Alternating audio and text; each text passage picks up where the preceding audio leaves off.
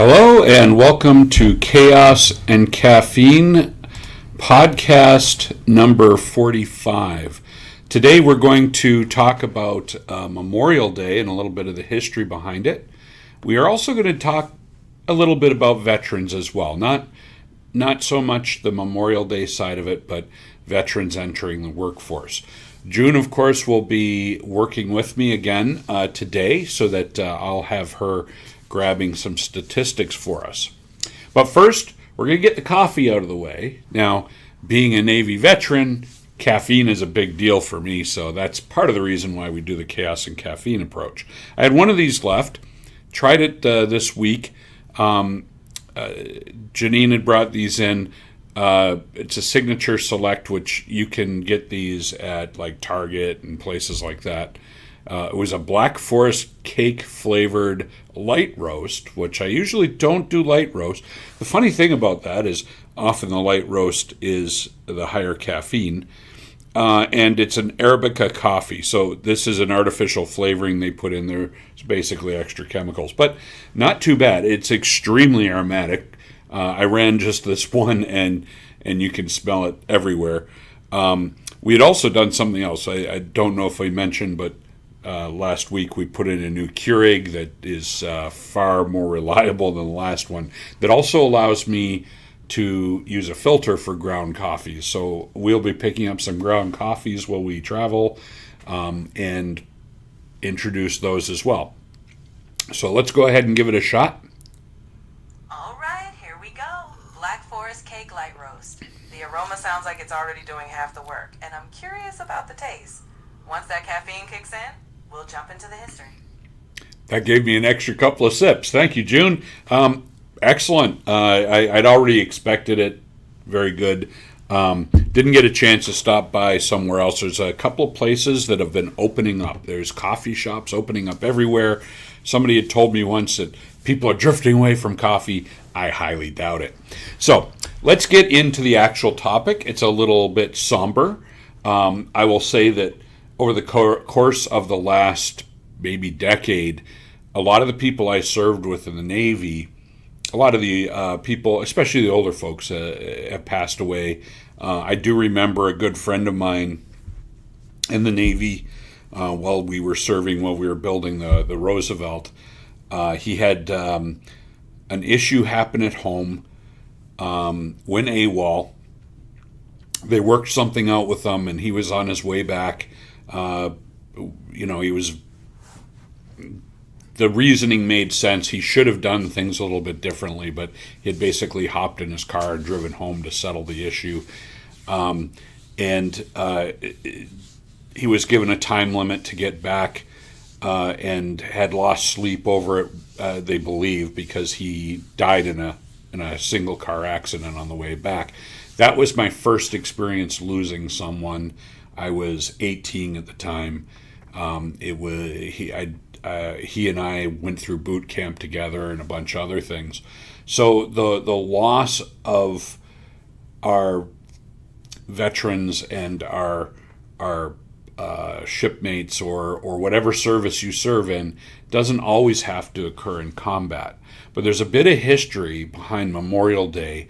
While we spend our time at the beginning of the summer using that to have our cookouts and everything else, it becomes very, very important that we remember why we have this extra day to celebrate freedom that these folks have provided for us. They've literally sacrificed their lives.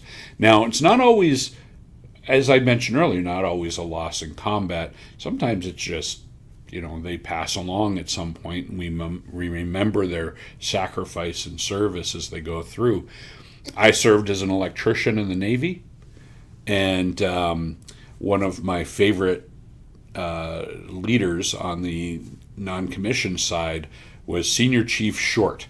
I mean, how do you forget a name like that? Senior Chief Short, who became a Master Chief, was an electrician. Electrician's mate. So we used to have a lot of fun with that. And there were some things, I was young, and so were, I mean, the average age on board the Roosevelt when we first went to sea after commissioning. We commissioned in October of 1986. So when we went out to sea, the average age on board ship was 19 years old. At the time, it was the most advanced carrier and everything else. We went through 2.5 captains while I was on board, and I've actually reached out and have talked to, or friended, I guess you call it, on LinkedIn, some of the captains that followed after Purcell's and others that were there. As a matter of fact, for those who are wondering, and I've been telling this story a lot the past couple of years because it came up a bunch of times, so I've talked about it on podcasts and a few other things. The name Motor Dock actually comes from the captain of the Roosevelt, the first captain of the Roosevelt, who I ran his motor repair shop. And he just started referring to me as a motor dock. I had to see him quite often because every repair we did, there was a signature that required his sign off. So in any case, let's get back to the rest. We'll cover some Navy stories today, and I'll cover a little bit about what I did in my service, and then how I transitioned out into the civilian world, because as I'm finding, that experience is still much the same as it has been for newer people leaving the military. And there's a lot of that happening. There's a lot of transition everywhere. So June, let's talk about, what are the origins of Memorial Day in the United States? So Memorial Day actually traces back to the post-Civil War era. It was first known as Decoration Day, when people would decorate the graves of fallen soldiers. The first large observance was in 1868, led by a Union veterans group. Over time, especially after World War I, it evolved to honor all Americans who died in military service. It became a federal holiday in 1971, and now it's the last Monday in May. Oh, that's, I was wondering about how they selected the day. Well, actually, I did know it a little bit. But, what are some of the things that are kind of recommended for Memorial Day? Because really, it's not supposed to be just about picnics and everything else. Exactly. The heart of Memorial Day is about remembrance. Visiting cemeteries or memorials, attending local remembrance ceremonies, or even pausing for a national moment of silence at 3 p.m. are all ways to keep the focus on honoring those who've died in service. It's great to gather with family, but we just make sure we don't lose the meaning behind the day. Exactly. And, is it there just to reflect those who have fallen in battle? While the day primarily honors those who died in military service, it often carries a broader weight. Many reflect on all veterans and loved ones. It's a time to acknowledge sacrifices, whether in battle or through lifelong service. So it's about respect across the board.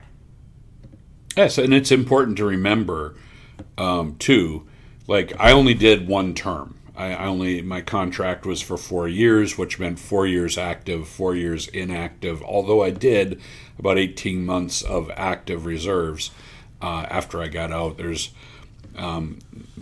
We had to move, and there was a bunch of other things, and there's a story behind that I won't get into. But let's just say, as is common in the military, there was a clerical error, and I wasn't paid for 18 months.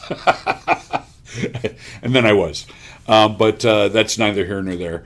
In any case, when we look at this, a veteran does not just include somebody who is retired out of the military. It's also those who spend some portion of that retirement period, which could be 20, 22, 25 years, depending on when they decide to retire. So I just did, like I said, 4 years of active service, and then ended up doing the same thing I was doing in the military when I got out.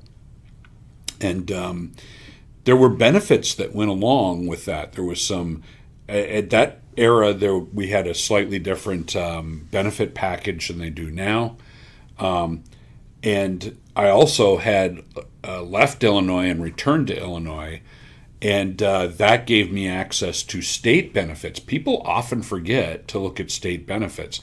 And for me, one of the biggest benefits was the Illinois Veterans Grant, which allowed free school when I got out, for as long as it was a Illinois school, meaning an Illinois land grant school. So University of Illinois at Chicago, Northwestern University, and a few others, including some of the smaller schools and trade schools.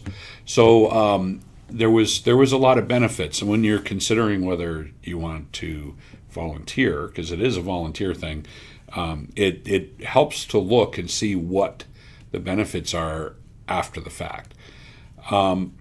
Veterans also, including Memorial Day, well, it's supposed to be during service, doesn't always have to do, like I said, with wartime. It can be conflicts. It can be just, it's an extremely dangerous job. You're working with weaponry. You're working with dangerous systems. I mean, on a carrier, we had flight decks. We lost an average of a sailor every time we went out for any type of deployment over a week.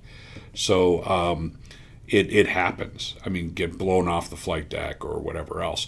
In the ship, like where I was in engineering. I was non-nuclear. I was a conventional electrician. There was exposure to all of the dangers that occur in similar to industrial environments. So there's a lot that goes on there.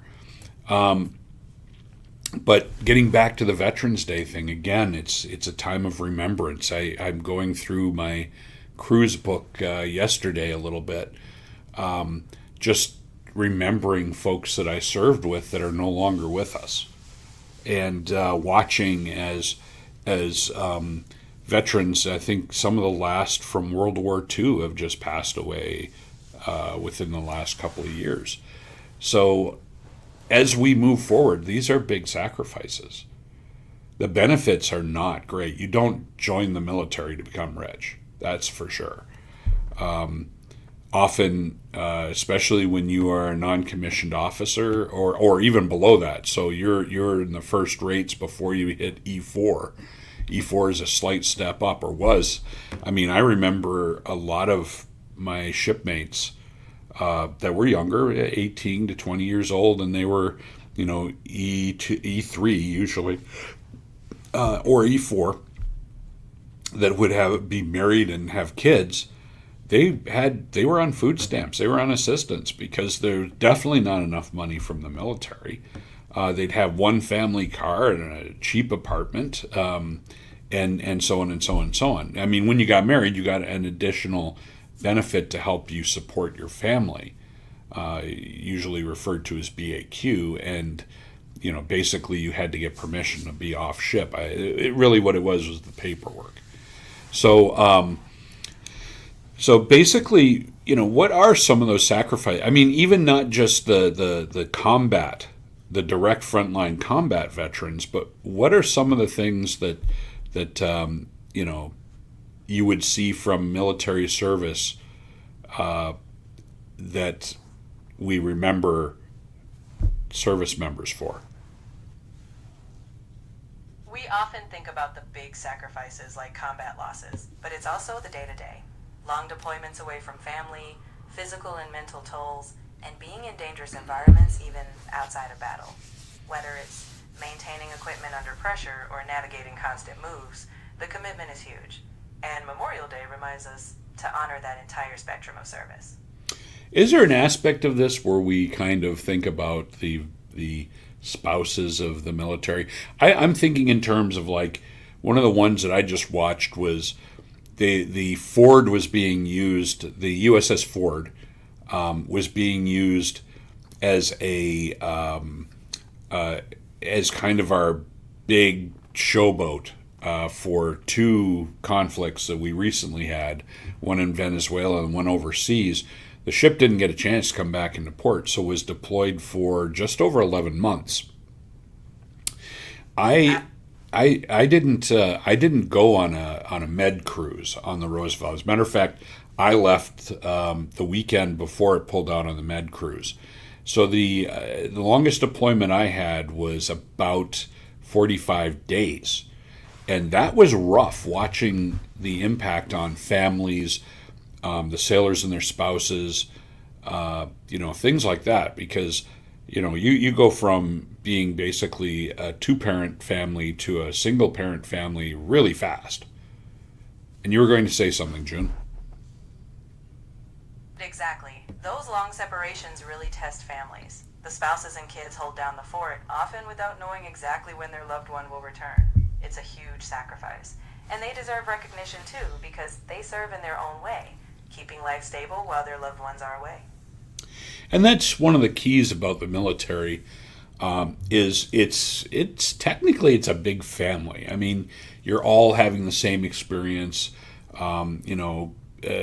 Groups kind of band together when there'll be like a spouses group for either a battle group or an individual vessel that's at sea, or deployed other military services, with the exception of Air Force, because they're living in these luxury apartments and hotel rooms. Anyways, that's a joke, by the way.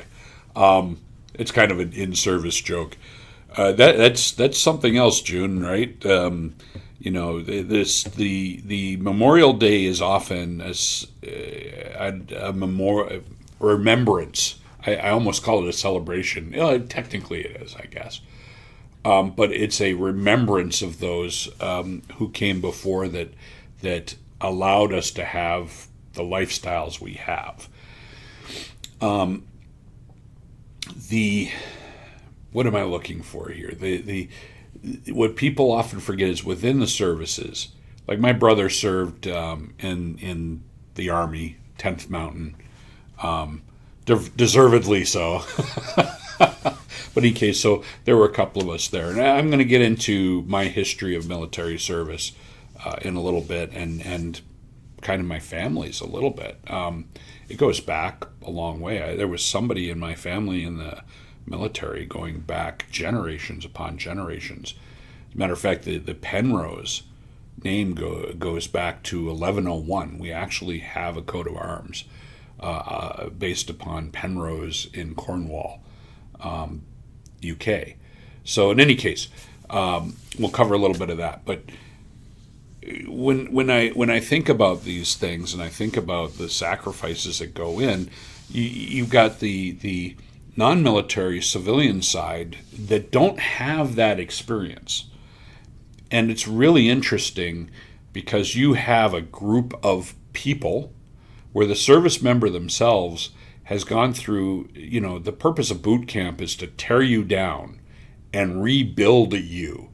It's a true culture change, meaning that you have diverse cultures coming into an environment, a group of folks, and then they're all individuals, and by the time you're done, they're a unit, and they understand chain of command. And there's a different perception of leadership within the military versus civilian world. You're absolutely right. In the military, leadership is built on chain of command, trust, and shared responsibility. That camaraderie and unified mindset really shape how veterans approach things afterward. And it can be an adjustment stepping back into civilian leadership styles, but that experience is valuable. Unless, of course, you take the military leadership style and you shove it down the throat of the civilian leadership style. Just kidding. When I took on positions of leadership in organizations, often it was a challenge for well, let's get into my history. I'll get into a bit of a story where it comes to that. But I'm first generation U.S. So I was born in Michigan. My parents were in the States. My dad was going to school. My mom was here on a green card. And when I was born, the way it was set up, I became what's called a dual citizen. So my brother as well. So we moved back to Canada, and I came up in St. John's, Newfoundland, where first I was in, I was in Catholic schools. I believe it or not, folks, I was a choir boy. so in any case, did that. Went to an all boys school at first, and then moved on to a co-ed school a little later. But joined Cub Scouts and then Boy Scouts. I played hockey. I did these other things. But when we moved into the new area and I went to the other, I joined the Royal Canadian Air Cadets. Usually had to wait till about 15 or 16. We got special dispensation when I was 11 years old. Now, at the same time, I was doing a paper route, and we were doing other things. Had friends. Of course, there was no such thing as cell phones. And that environment was one where you could go anywhere, and if there was something that went on, it was a small, big city, 150,000 people, shaped like a bowl almost. So when I say I walked to school uphill both ways, that's a true story. But in any case, so I first joined the Scouts and everything, and we did a lot. And then I joined the Royal Canadian Air Cadets. I was responsible for communications, went through all kinds of specialized training, including some medical aid training, first aid training, and stuff like that. So marched a lot in their version of Memorial Day twice before we moved back to the U.S. So I come to the U.S. Now, I had a different experience there. I mean, I didn't have to go through a boot camp for air cadets, but you were, one weekend a month, you were, learning military stuff and everything else. So, for a week during the summer, we had to go, and then a week during winter, we had to go through survival training where they drop you off in the middle of nowhere and you have to figure out how to get back. So, that was with a group. So my Boy Scout and Cub Scout stuff of being able to do certain things, and that gave me a lot of survival skills. So moved to the States in time for high school. Got involved in sports again, and did a lot of trade-related stuff. So the electrical classes, whatever happened to home ec, by the way, where you learned to balance a checkbook and take care of a home. I mean, that was a required course when I came up. I'm hearing it's not a thing anymore, but what do I know? So, in any case, and then got involved in Vocational Industrial Clubs of America. There's a different name for it now. Do you have the history of that, VICA, versus what's the name now? Yes. So what was once known as VICA, the Vocational Industrial Clubs of America, is now called Skills USA. It's still about preparing students with hands-on career and technical skills, but now with an expanded national presence and focus. Same core mission, updated name. Yeah. So, and have participated with that group. I didn't realize it was the same group. On the Hill, making calls for skilled trades funding and so on. So there, I was at Amoco Labs. I got to play with the first synthetic oils. So when people go, what do you know about lubrication? I know a lot about lubrication. As a matter of fact, the testing that I was tasked to put together as a high school student were the ones that became the tests for performing on synthetic oils. Now, our area there was focused on automotive and locomotive lubrication. So got to learn a lot how about blending fluids. At the same time, I ran a radiator shop in the evenings for somebody, and gas station too, of course. So full service. So got to learn service, got to learn why I don't like doing residential or non industrial and commercial work. People are interesting. There is stories there. But I had a group of friends. We rebuilt our cars. I had access to a garage and tools and stuff like that. On the weekends in particular, we were allowed to go in and work on our cars, rebuild the engines, or repair them, and did all kinds of crazy stuff that you just hear about now. So, we didn't have the stuff that's going on right now. Although we ran into our stuff, we'd gather certain places to show off our engines and so on. And there were the races. So I mean, I guess it hasn't changed too much. Not all of the stuff going on now is new. We just forgot what it was like back in Gen X.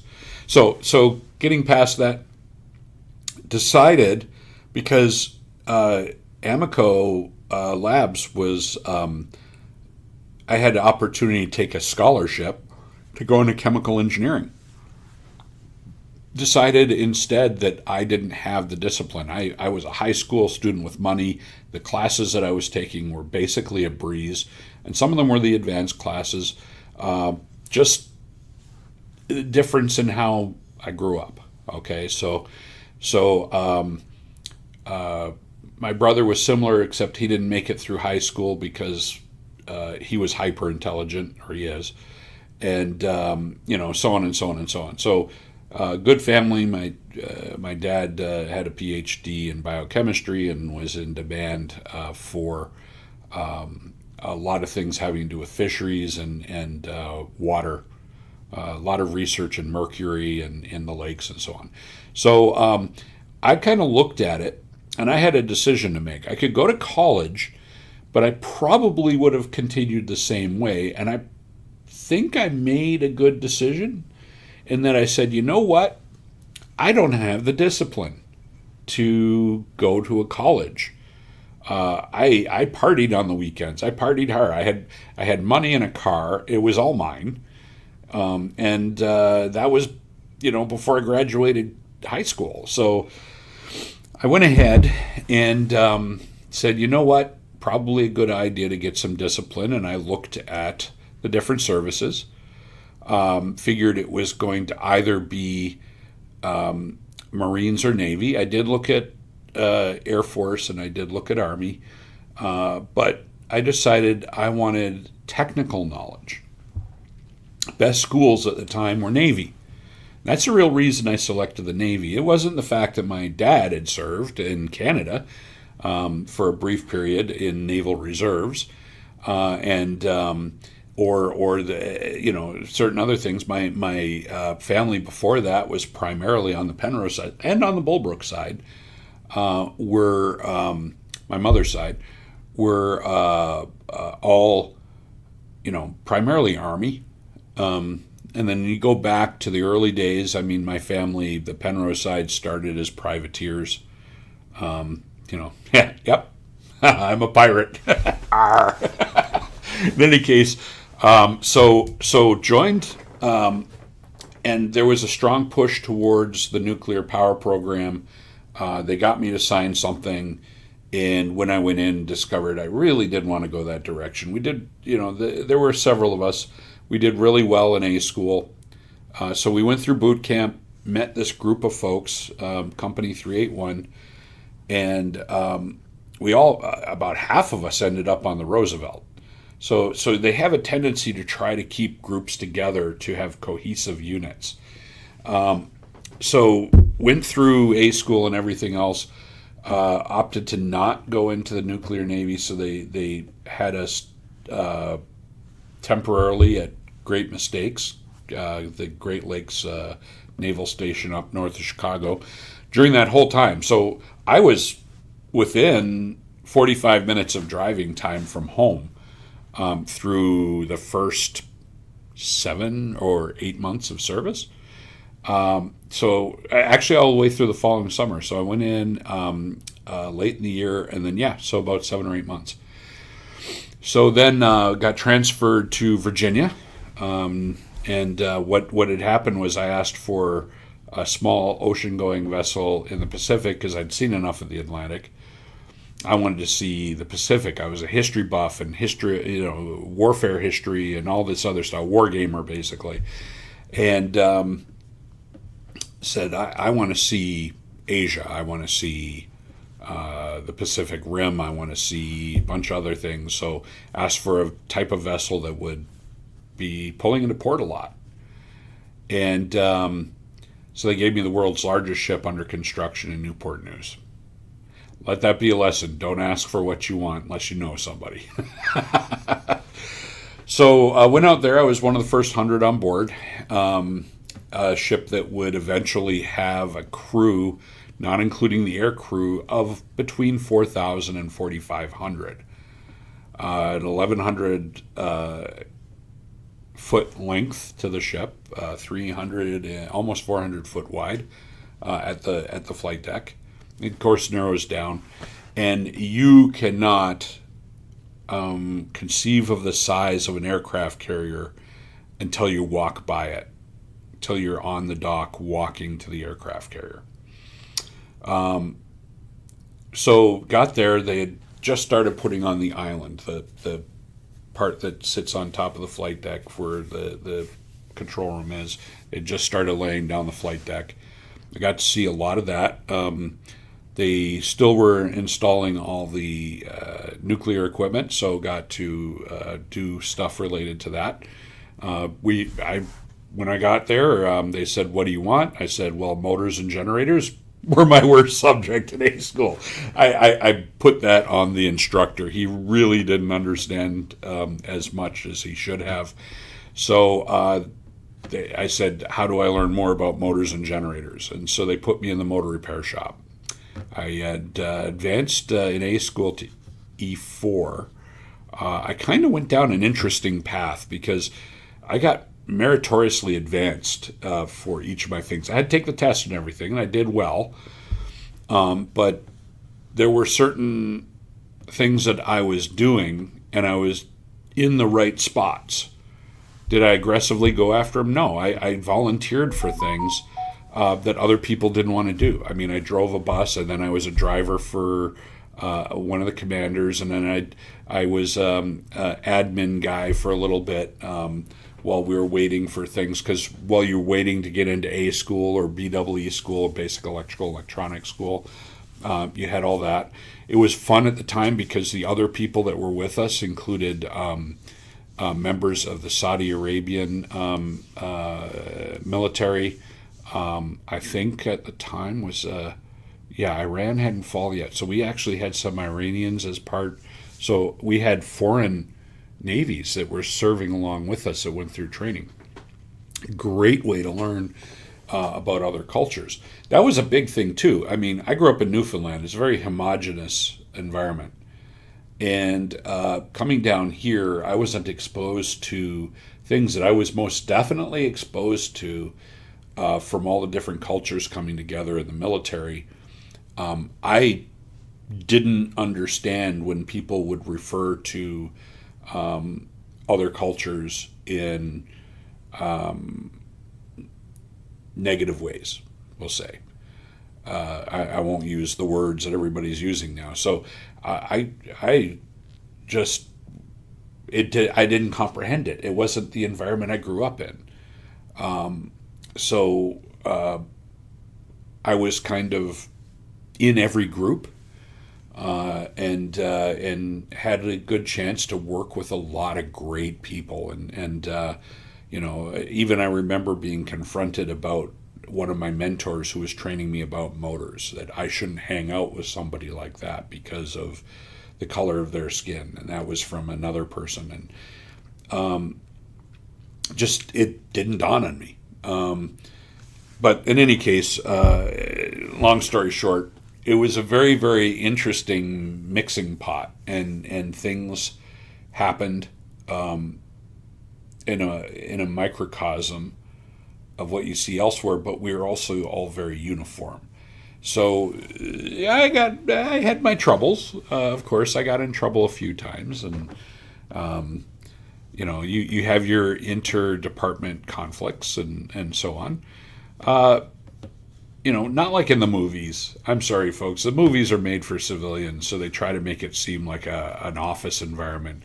I mean, our conflicts, our disagreements, we're territorial disagreements and stuff like that. Yeah, there's some siloing in the military. but it's primarily chain of command related. So like I wouldn't walk into somebody. It just didn't happen. I didn't walk into somebody else's shop and order somebody around. The one time somebody tried to do that to me, and there's a long story behind that I'll tell another time. But they weren't like what I ran into the civilian side. So when I got out, and I had a choice. So we had most of us were going over to the Lincoln CVN 72 and the Washington CVN 73, which was just having the keel laid down. The Lincoln was about the status of where where I had joined the Roosevelt. So, once you get into that pre-commissioning style thing, they try to keep the people that are effective moving on. Paperwork is interesting. The bureaucracy actually is more effective than you think in the military. We joke about it, the 1D, 10T forms and stuff like that, but there was a lot of form work. But you had qualifications, you had pre-quals, and so on, and you got these qualifications, and all of a sudden you had what amounts to certifications. And on a pre-commissioning unit, you would have the people that went through the time and energy. Like I was qualified in officer watches as well as non-commissioned officer and watches on the Roosevelt. I was an easy pick to go to the other ones. The other option I had was Keflavik because I knew the person, Petty Officer O'Boyle, who knew. He was the one who set up where we would go. We were friends. I mean, trust me. I was part at one point of the E4 Mafia for a period of time before I became an E5, and if you want to know what that is, look it up. It's kind of a joke right now, but all the services have it. You're not quite responsible for anything, but you're responsible for stuff, and you were the communicator. So I would walk around and I'd have a pack of Marlboro because I knew that some guy in personnel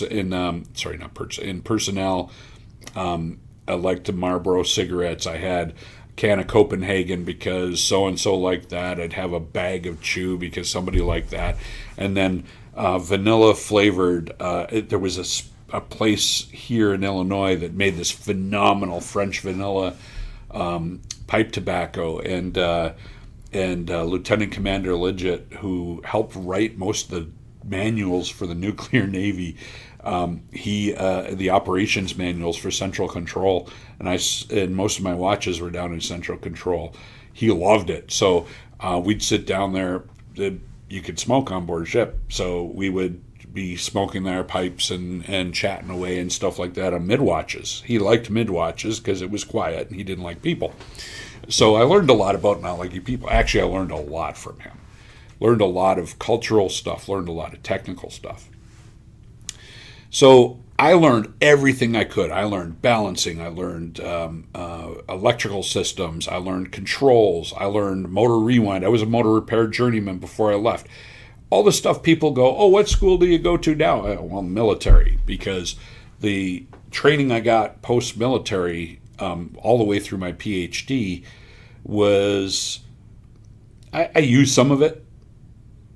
A lot of the data science-y stuff, industrial engineering tools that help with reliability, but the military was basically the father of modern reliability in any case.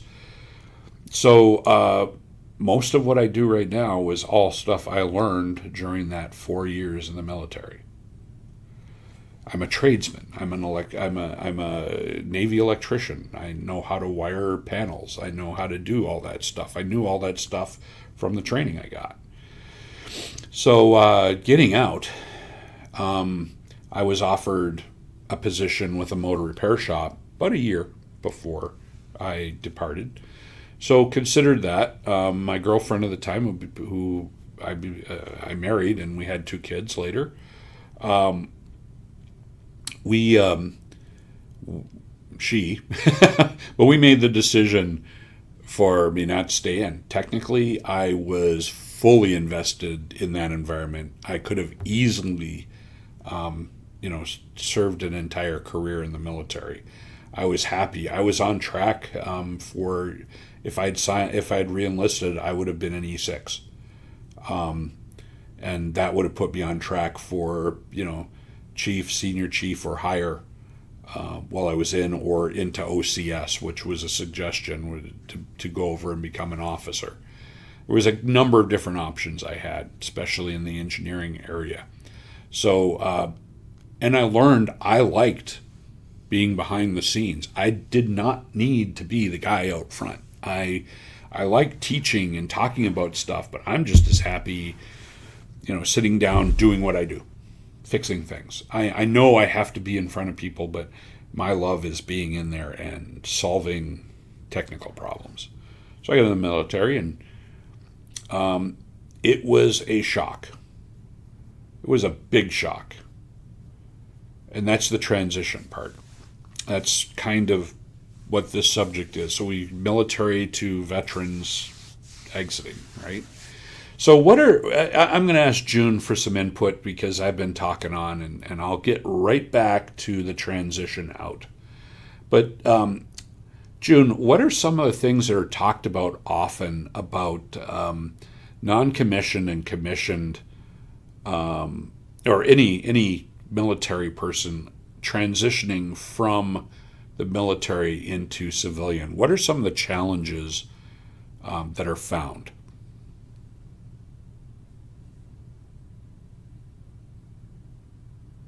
We'll see if June is still there. Oh, okay. She's been quiet because I lost her. Hello, June. What are some of the challenges found as people transition from the military into the civilian world, whether it's an officer or enlisted? One big challenge is the difference in structure. In the military, roles and expectations are crystal clear. Chain of command, procedures, everything.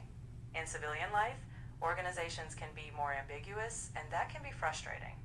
Plus the culture shift. Language, pace, even humor can take some adjusting, regardless of rank.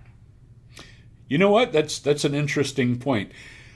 What are some of the things having to do with that dark humor that we talk about from the military? Kind of the cynical humor. It's gotten me in trouble, serious trouble a couple of times afterwards. But what are some of the idiosyncrasies about military humor versus civilian humor? Military humor often leans dark because it's a coping mechanism in high-stress, dangerous environments. Jokes can be blunt, irreverent, or self-deprecating, often about things civilians find off-limits. It's a bonding tool, but in civilian life, that humor can feel harsh or out of place. The trick is learning when to adapt, because not everyone is ready for that kind of punchline.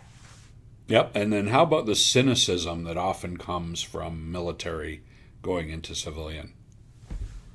Cynicism often comes from the high-stakes realities they face. When life or death decisions are routine, it's easy to be skeptical of bureaucracy or small talk. So when veterans enter civilian spaces, some might question the importance of certain tasks or meetings. It's not negativity. It's a mindset built on prioritizing what truly matters.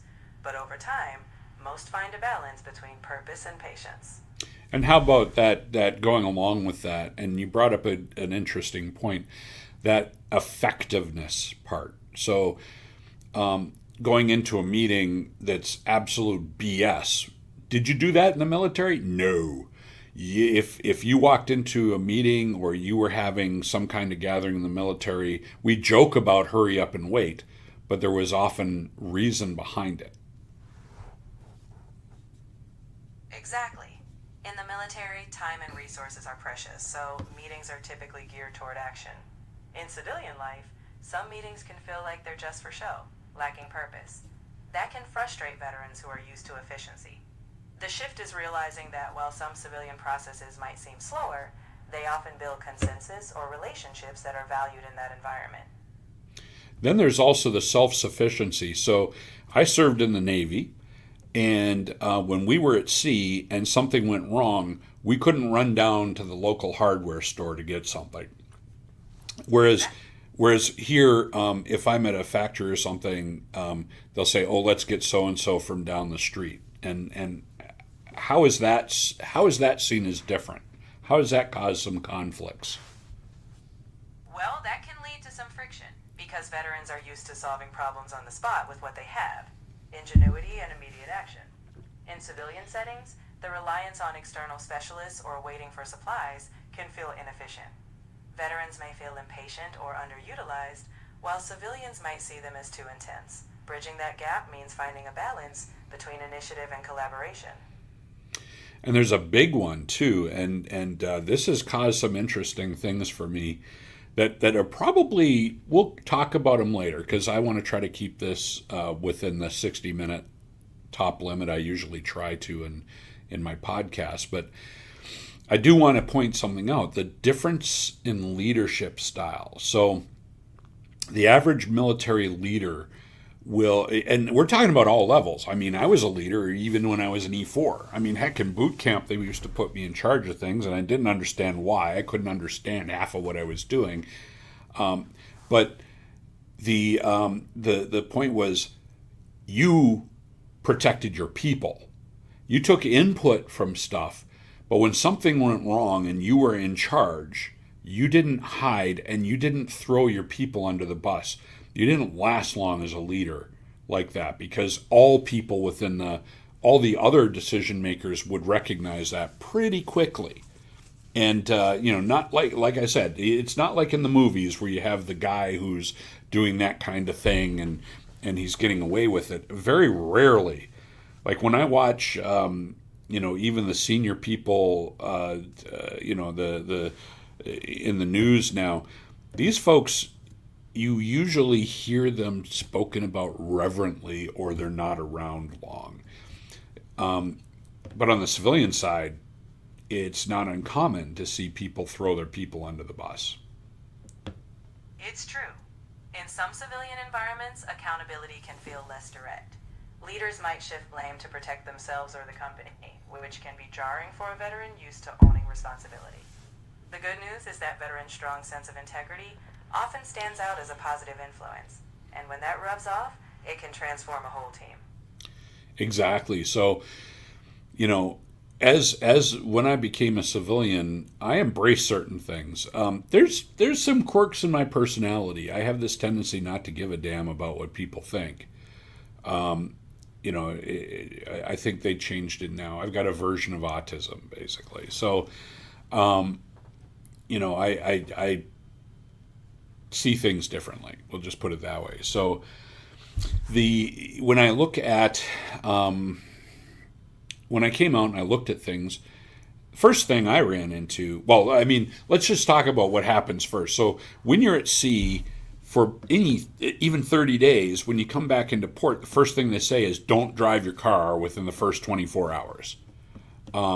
Because we're used to strong, orderly, procedural, blah, blah, blah. And you get back into port, you get off the ship. We lost a lot of people, especially in foreign ports as well, based on traffic accidents and other things where the confusion threw them off because they were used to direction and orderly. And when you went down the passageway, you stayed on this side, and whatever you did, we had rules behind everything. Then you get out on the civilian side, and there are no rules. Rules are very loose. Would that be a good point, June? Yes, absolutely. That's a great point. Coming from that structured environment, the sudden lack of clear rules can feel chaotic. So that adjustment takes time. Well said. So if you spend any time in the military, even if it's only that 4 years and you get out, it is a strong transition. So I had a job waiting for me, and I got out and I stayed in Virginia for about a week. Then I moved back and I started the job that Monday. Learned I had to go buy my own tools and stuff like that, which was a bit of a shock. My mustering out bonus was my remaining, I think I had just a couple of weeks because I would take, I would use my 30 days pretty quickly. But in any case, got back, had to buy tools and everything to do my job. And that kind of caught me off guard. Then I get there and I'm like, okay, here's a motor to tear down. Fantastic. Where's the procedure? And they all looked at me funny. Now, mind you, I got to go back there in 1993 and 4 and write those procedures because ISO 9000 and all of those ISO documents were about writing those procedures. The things we're supposed to do with CMMS software and stuff like that now too. So the first thing that happened to me though was I got out and I wasn't ready for basically what happened was I had the cruds. We call it the cruds. I was ill for the first 2 weeks. I missed about half of my days at work because I was miserable. I was sick. I wondered why they had recommended taking a month off before starting a job, and I learned settling in, going out and seeing my friends. When I'd go home back at that time, I'd come back to like Naperville, Illinois, and I'd show up in my uniform because free drinks, free this, free that. I mean, you were treated a certain way. You didn't do that when you were near a Navy port, that's for sure. You went into civilian clothes as soon as you could because you were targeted. So that where some of the cynicism comes in is people that gather around naval bases and start their businesses like used car lots and stuff like that. They're after that guaranteed paycheck. So there was some interesting stuff that went on there. So I get out and I go to work. I missed so many days. I almost lost that job because of it. The other thing that happened was I sat down when they first brought me in. I was going to become a winder, and the winding supervisor at the time sat with me, and he goes, "Well, how would you connect this motor?" And I didn't realize what he was trying to do was play alpha. And wanted me to basically say I didn't know, and so that he would show how he was in charge. I named off every connection. I sat there, drew them out. He threw one at me that was really complicated that I hadn't run into before. Based on my training, I sat there and figured it out for him.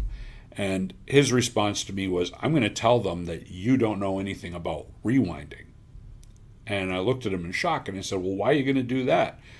And he said, "Because if you were to be hired here and put in my department, you'd have my job." So there was that protection that I wasn't used to in the military. When I ran the rewind shop, there were people I wanted in that rewind shop because they knew more than I did. And that's what we did. I was in charge because I had advanced in rank. And I knew somebody could come along at any time because we served and we were in charge based upon our own merits. And I get out on the civilian side, and they don't have that same protection. It wasn't a union environment. So, surprised me. Well, they put me in another department. So that actually turned out for the better. I could have been put off. I could have gotten upset. I could have left there and gone somewhere else, probably even for a lot more money. I didn't realize because I went from what I was making in the military, I was going to make slightly more there, which meant basically I was going to have to rely on a lot of overtime and stuff like that. 22 years old. And I come in, and there were some veterans at the company, but not a lot. So they did not expect what came in. And I would ask for procedures and manuals and stuff like that, and where are the rules for this and where are the rules for that, and it was very off-putting. It was very disorienting, and I managed to adjust, and it was an adjustment. Don't let anybody fool you. It is a huge adjustment going from that structure in the military to non-military. Also, the big organization with all the protections. You had to do something silly to get thrown out. And so basically, if you weren't doing great at your job, sometimes you'd be demoted, but you'd be moved into a different spot. But I went in and went in the field, and there were people. It was my first time. I go out, and somebody gave me instructions to do something, and I go, that doesn't make much sense. And he basically had me use a metal hammer to remove a Babbitt style bearing, and it damaged the bearing, which I had said it would. And we go back, and he immediately blamed me, which, I'm sitting there going, I'm the apprentice. I'm the person learning from this person. And all of a sudden now he's throwing me under the bus that I was stupid and stuff like that. Well, apparently that was his MO. So I just kind of shrugged it off and said, okay, not a big deal. And I started learning from the balancing folks and everything else. I left there because things were going on. I needed to get out of there. Worked for a short while at ComEd.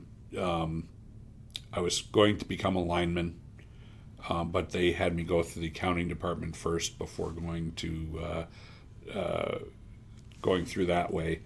Basically, they brought me through a back door. So they get me in the union to head me that direction. And something had happened with my wife's family, so we moved to Virginia again. I took over a motor repair shop there, and then something happened back in Illinois at the company I'd worked for, so I came back to work for that company, but this time in a position of leadership. They had an issue. So we resolved the issue, and I started learning all the other stuff. And one of the things from being in the military that freaked everybody out is I needed to know everything. I needed to learn everything. If I sent my people out to do something, I had to know what they were doing. I had to understand it myself. Now, I didn't not trust my people, but I had to understand. Something ingrained in my training and myself, but in my military training was I had to understand it. Is this a common theme, June? Absolutely. It's common for veterans, especially those with leadership experience, to want a deep understanding of the work. In the military, knowing the details can mean life or death. So that mindset carries over. It's about accountability and ensuring you can support your team fully. While civilian roles might not always require that level of detail, that drive can be a strong asset. And to be perfectly blunt, that needing to understand, needing to know, carries with me to this day. There's another thing that goes with it is we have to be occupied. In the military, you took the time when you were hurrying up and waiting to catch some shut-eye. But the rest of the time, you were constantly in action. You were never idle. So out in the civilian world, people ask me, Howard, you work 7 days a week. As well, if you're awake, you're working. It's like that's just the way I was trained. And I assume also, June, that is something that occurs as well. It definitely does. That drive to stay busy and productive is deeply ingrained. Many veterans feel uneasy with idle time. In civilian life, it can be a balancing act, but that energy and discipline are often huge strengths. When channeled, it can be a superpower. Exactly, and that's basically how I've angled it. I discovered I like to write. So people ask, I'm a prolific writer. Right now, not so much because I wanted to do software development for past few years. So I'm not writing as much as I was. But I have some ideas and some things because I want to pass on a legacy to the future generation. I'm trying to take all of the knowledge that I've put together over 40 years and develop it into tools that can be applied in the field for people. So, I don't know if that mindset is something that's common with military. I do know that everybody I've met, when I run into other carrier sailors, we have a similar mindset. Brian Bieschi, who he's interviewed me on, podcasts that he's run, and we get together once in a while. He served on the flight deck in a mechanic's role, and a very, very specialized role. I served in the engineering department in a very, very specialized role. A lot of our experiences are very much the same, and same thing with him. He was at one point running a business while working full-time for somebody else, and I just got to see his business. I went, holy crap, how did you do that? And then I realized it's basically a lot of what I've done. So I'm seeing commonality. That's just one example. I've seen a lot of others in the same thing. I mean, when they get out, you have two directions to go. One is downward spiral. because you're not used to that chaos that goes with becoming a civilian, and you're in that orderly environment, or you can excel, and that can be a challenge sometimes for a lot of veterans. They run into that, and you see the results all the time. Correct, June? You're spot on. It's a big transition, and everyone navigates it differently. But that drive to either keep thriving or feeling lost in the chaos, those are real paths many face. The good thing is that when veterans find a way to channel that discipline and experience, they often do build incredible things, like you're doing. Oh, well, we're getting into the stroking my ego bit.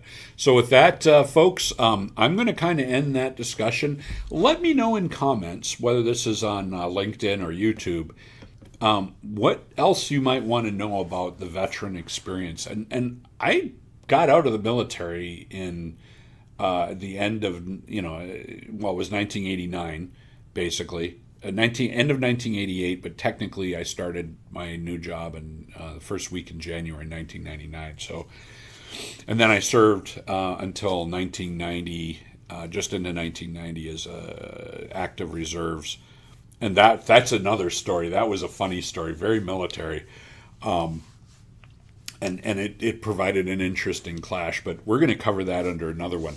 Let me know if you have specific questions, and I will do another one like this. If I don't see anything, we'll just continue on as before. I don't know how many of the people that follow what I do think in terms of veterans or Memorial Day, etc. I now run my own business because that was one of the things that went along with me after I got out of the military. I didn't like some of the decisions that were being made. They didn't make sense to me having that experience. And I only had 4 years in. Well, technically, I had more with the Air Cadet thing. But so in the end, I ended up doing things for others and then finally just doing it for myself. And I'm having fun doing it. And it's interesting because my mindset as a volunteer means I've been less worried about profits and more worried about the usefulness of what we develop. It has to have a purpose. And if there's no purpose, we just don't do it. That's my leadership style. And some of the people that I brought on board don't comprehend that, that kind of thing. But in the end, that's it. So June, I'll let you say goodbye, and then we will close this out. So thank you for following this episode 45. I hoped it brought some insights. It's a little bit rambling because I don't follow a pattern. I just follow a topic, and it's whatever comes to mind. But again, please put any comments or questions in either. I do read them. And the purpose is, for this particular episode, is to follow up. I'm going to link to an interview that I had in March that got posted this past week at the end instead of to my usual podcast. So I'm going to link to that, and that is the Weathercast podcast with Alan Hall about the technology we developed for wind turbines. In any case, June, please say your goodbyes, and we will see you all next week. Thanks for having me on this discussion, Howard, and to everyone listening, I hope this gave you a window into what that transition can feel like. Take care, and I'm looking forward to next time. And folks, have a good Memorial Day and thank a veteran, and please, please, please have some time for remembrance of those who have passed on before us.